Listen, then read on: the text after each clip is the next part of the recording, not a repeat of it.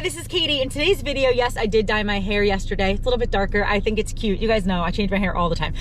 But in today's video, I want to talk to you guys about my health. I want to give you guys a little health update. A lot of you guys know that I got sick last November, and I've made a few videos since then explaining what's been going on, my procedures, my biopsies, all the tests I've been getting and everything like that. And I just had another procedure last week, and so I want to give you guys an update on how the procedure went, what the biopsies said, what the doctor said, and everything like that. And so if you're interested in this kind of video, I really hope that you're subscribed, and I hope that you keep watching.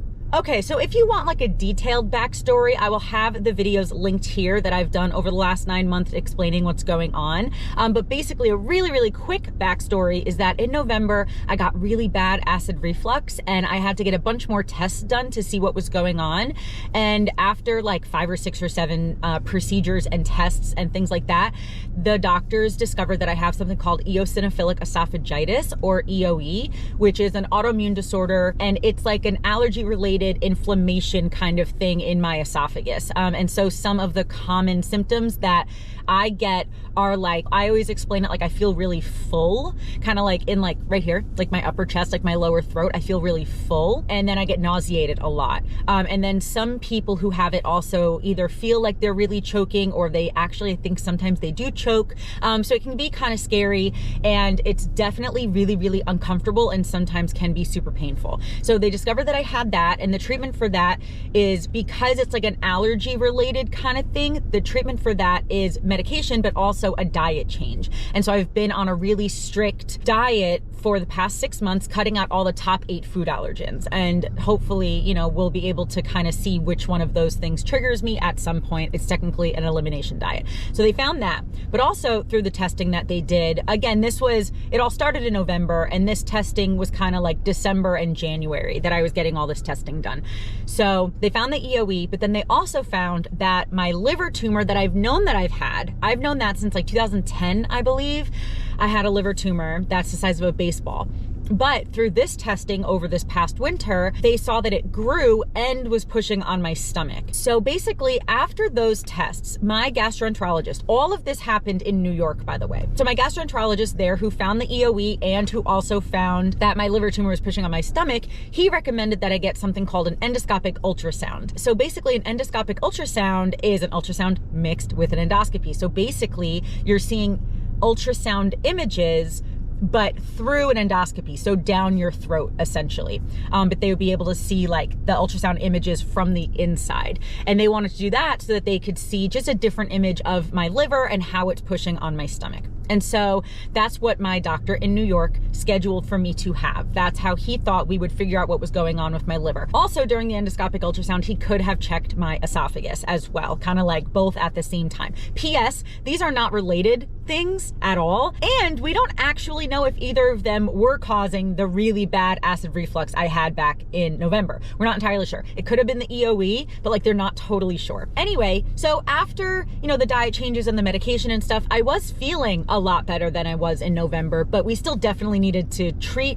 my EOE. It's not curable, but it is treatable, and we needed to see what was going on with the tumor. And so they were going to do all of that with the endoscopic ultrasound.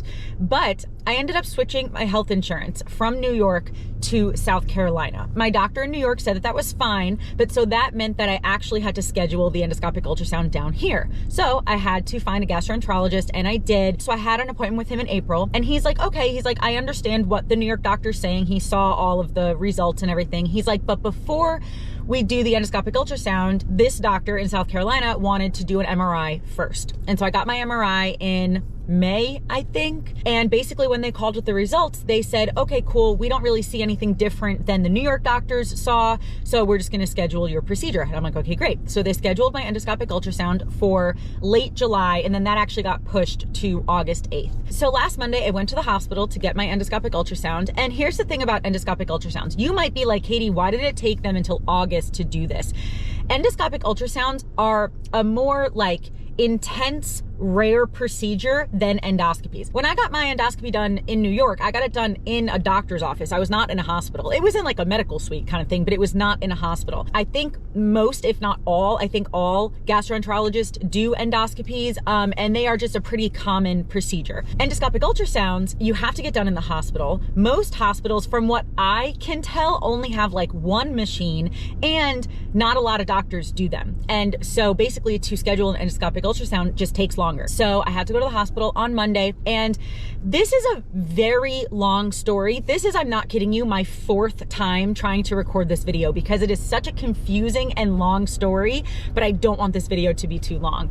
And so I'm gonna give you like the quickest version I can, but hopefully in a way that makes sense because it's really, really, really confusing. So basically, I went in for my endoscopic ultrasound last Monday and was hanging out in the hospital for a couple hours, you know, while they were putting in the IV and all that kind of stuff. And then by the time they were about to roll me into the like operating room or the procedure room, the nurse said, oh, by the way, the doctor's only doing a regular endoscopy, not an endoscopic ultrasound. And I was like, what are you talking about? Like, what are you talking about? I thought the whole point was to be able to get the images of my liver. And again, while he was down there, he was also gonna check my esophagus. So even though they're not related issues, he was still gonna be able to check them both at the same time, which was really, really cool. But I was like, wait, what are you talking about? Why did he switch it? And she's like, let me get the doctor in to talk to you. So the doctor came in to talk to me, and he's like, yeah, he's like, when we did your MRI a few months ago, when I looked at it, he's like, I realized that you didn't really need an endoscopic ultrasound right now. And I was like, oh, I didn't know that. And basically we talked about it for a while. We probably talked about it for like 5-10 minutes because I was so confused because my New York doctor really said that I needed it. But my Charleston doctor, and of course, you guys know, it's good to get second opinions, third opinions sometimes, especially when it comes to things like tumors or just, you know, rare diseases, stuff like that. So I wanted to listen to both doctors and I wanted to try to figure out what was going on. But basically after talking to my Charleston doctor for, again, 5 or 10 minutes about this, because I was so confused about what was going on, the way that he explained it is that an endoscopic ultrasound has higher risk. And he said that from what he saw in the MRI, he did not think that it was necessary for me to get it yet. What he said was, I want you to come back next year and get another MRI, and then we will decide. Because basically he was trying to say, again, I know it's complicated, I know it's confusing, but he was basically saying that he wanted to judge MRI to MRI. So he wanted to have 2 MRIs basically, because over the winter when I was in New York, they didn't do an MRI. They did a CAT scan, they did a bunch of other things, but this doctor in Charleston wants MRI to MRI. And again, we talked about a lot, he explained a lot, and he basically was like, I do not think that the higher risk of the endoscopic ultrasound is worth it right now. He said that he wants me to do another MRI first, and then potentially we would do that next year. And he said he's not worried. We all know, me, my New York doctor, this doctor, we all know that my tumor in my liver is benign, super non-cancerous, cannot even turn cancerous. So they're not necessarily worried about that.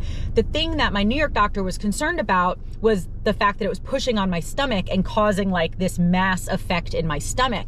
My Charleston doctor said, well, it may have been doing that this whole time, and other imaging in the past just never showed it. And I was like, okay, actually that makes sense, because my tumor did grow a little bit, but he does not think it grew, you know, substantially enough that it just would randomly have been pushing on my stomach. He kind of thinks that this has been going on the whole time. So he just did not see the immediate need to do the higher risk of the endoscopic ultrasound. And again, we talked about it a lot, and so I trusted what he was saying. I did not just blindly agree with him. I definitely asked a ton of questions and tried to figure it out, and then we decided this together. But he knew this from, you know, April or May or something. But I guess there was just a mix-up, he said, with my scheduling. So in reality, they were supposed to just schedule an endoscopy. So I was supposed to know all of this 3 months ago, and I just didn't. Because there was just some sort of mix-up with the scheduling and with, I guess, when they called me for my results, they were supposed to only schedule an endoscopy. But they made a mistake by scheduling the endoscopic ultrasound. So again, we talked about it a lot, and I felt comfortable with that change after a little bit of discussing it. And so I ended up just getting the endoscopy. So then again, next year, I'm going to just get another MRI, and we will figure out the liver tumor stuff then. So basically, update on liver tumor is that we're not going to do anything about it right now. Don't need surgery. That's really great.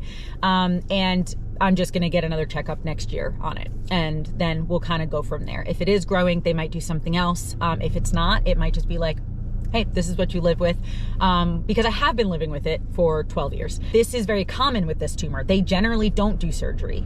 Like, they rarely do surgery. And they usually just leave it in because it's just super benign, and doing surgery or anything like that would be more dangerous. So, and I've known that again for like 12 years. So that makes sense. So basically he just decided to just do the regular endoscopy. And so he went through with that. And when I woke up from the anesthesia, he said that the procedure went totally fine. And then he also told me that he stretched my esophagus. So some of you guys, over the last 9 months of me talking about my esophagus issues, some of you guys have messaged me or left comments saying that you've gotten your esophagus stretched, and you asked me like if that was something that was going to happen to me. My New York doctor, when he did the endoscopy back in like December or January, the initial one, where he found the EOE and stuff, he said that he didn't think it was necessary to stretch my esophagus because his kind of like yes or no decision on that is, can I get the scope down easily? And if he cannot get the scope down easily, you know, like the scope down my esophagus, if he can't, then that's when he would consider stretching it.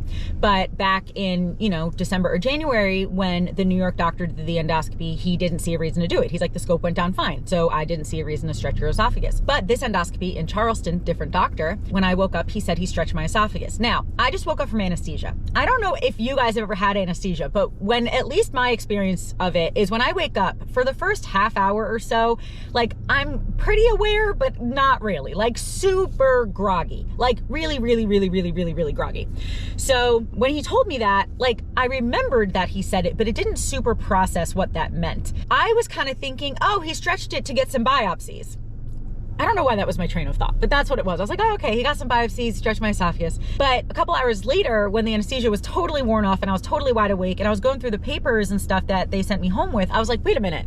He stretched my esophagus as like the medical procedure of stretching an esophagus, that it's supposed to be like a long-ish lasting kind of thing. So I was like, wait a minute, what? So basically, I guess when he went down there, he deemed it necessary to stretch my esophagus. So either my esophagus has shrunk since then, or it's just different doctors' opinions about how to treat what I have. But I'm gonna tell you guys right now, at least my experience on this, getting my esophagus stretched, first of all, sounds disgusting, doesn't it? But second of all, it hurt so bad. Obviously, when it was happening, it didn't hurt because I was put under, but the day, like the rest of the day on Monday and Tuesday, it hurt so bad. My throat, my esophagus, like basically here to here, incredible pain. It kind of threw me back mentally into over the winter, and I was in a lot of pain when I was eating or drinking. It kind of threw me back into that mentality for a couple days. So I was in a lot of pain, but also I was kind of like freaking out a little bit. Like, what if this pain doesn't go away? What if something got messed up? Blah, blah. But that severe pain ended up going away. I think it's just a normal thing. I got my esophagus stretched. I also don't even really know how they do that. Like, do they just like, I don't know how they do it or how much they stretch it. I'm sure it was just a tiny little bit, but it's supposed to help you if you have an esophagus disorder like I do, or maybe a different one. It's essentially supposed to help you eat easier, I think. But also when I woke up, I had a fat lip. I don't know if I like bit my lip or if they banged it or something, but I had a fat lip for a couple days, which like now I think is kind of funny. But back then, like back when it happened, it hurt really bad. Like for Monday, like I couldn't really, like I could talk, but it kind of felt really weird because my lip was so swollen. I know it's not really funny, but kind of thinking back at it now that I had a fat lip for a couple days is kind of comical to me. I don't know. Sometimes you gotta laugh, right? But anyway, yeah, so the procedure basically went fine. My esophagus, my throat hurt really bad for a few days. It hurts a tiny bit now, but basically back to normal, and all my other symptoms and stuff, super back to normal. Katie normal, meaning like pre this endoscopy last week. Because Katie normal, I still do have some trouble when I eat, but it's super manageable now. You know, it's not as bad. The pain and everything is not as bad as it was over the winter. It's a lot more manageable now. Mild nausea, mild pain in my esophagus when I eat, but it's super mild. And also they took biopsies of my stomach and of my esophagus. The biopsies of my stomach said that I have gastritis, which I also knew back in January or whatever. I knew that I had gastritis, which is like a fancy name for like irritation in your stomach. The biopsies of my esophagus. Okay, I forgot one thing. I have to backtrack for 1 second. Right before I went in to get my endoscopy last week, the doctor said in the biopsies of my esophagus that we probably won't see the EOE anymore. As I said earlier, it's not curable, but it is treatable. But also with the treatment, the eosinophil count, so like what they check on the biopsy, is supposed to go down a little bit. from what my doctor said. So he's like, we might not even see it when we do your biopsies. But when I got my biopsies back, they did still see it, and the number is about the same. It did not lower at all. It's about the same, if not actually even a little bit higher. And so either that means that the medication isn't totally working like it's supposed to, or maybe I need a different medication, and or maybe that I have to change my diet in even a different way. And you guys know I've been on a really strict diet the last 6 months or so, but I might even have to change it a little bit more. But again, I'm just gonna talk to him about that in a few weeks when I have my follow-up with him. But besides that, the biopsies basically came back fine. And so the reality of this is that really nothing has changed since the winter. Again, my symptoms have gotten better, but in terms of what they can see medically, nothing has really changed. They still see the irritation. He did still see my liver tumor pushing on my stomach. He did still see that. And I saw the pictures of it. It looks really weird. Like, it looks really weird, where like your stomach's supposed to be smooth and mine like does this because my liver tumor is pushing. It looks really weird. And then my esophagus, again, all the results are basically exactly the same from what was going on in New York over the winter. So I guess in some ways that's a good update that nothing has changed because nothing has gotten worse. However, it's also a little discouraging. I'm not worried or anything. It's just a little like, oh man, like the treatment that we're doing is not necessarily, it's helping with my symptoms, but it's not necessarily helping with my eosinophil count, my white blood cell count in my esophagus. So it's just gonna be a longer process. But honestly, I knew starting this that this was gonna be a longer process, because when I had to cut out all those foods that I cut out all the top 8 food allergens because they're the most common food allergens. But in reality, I might be allergic to something else. So I did know this was gonna be a long process, and I just kind of got reminded last week that it's gonna be even a little bit longer of a process. But yeah, so basically from now, I'm gonna have another, again, I'm gonna have follow-up in a few weeks, but also soon, I do get to start adding back some of those foods that I cut out, because I cut out the top 8 food allergens as an elimination diet. So knowing at some point that I'd have to start adding them back to see which ones affected me. I know a lot of people ask, why couldn't you just do a prick test or an allergy test through a blood test or something? But specifically with EOE, they do this elimination diet versus a blood test or a prick test, because I think it's the most like reliable way to really know what you're allergic to. So I've cut out all these foods for a long time, and one by one, I have to start adding them back to see which ones trigger my esophagus or something, which is really scary.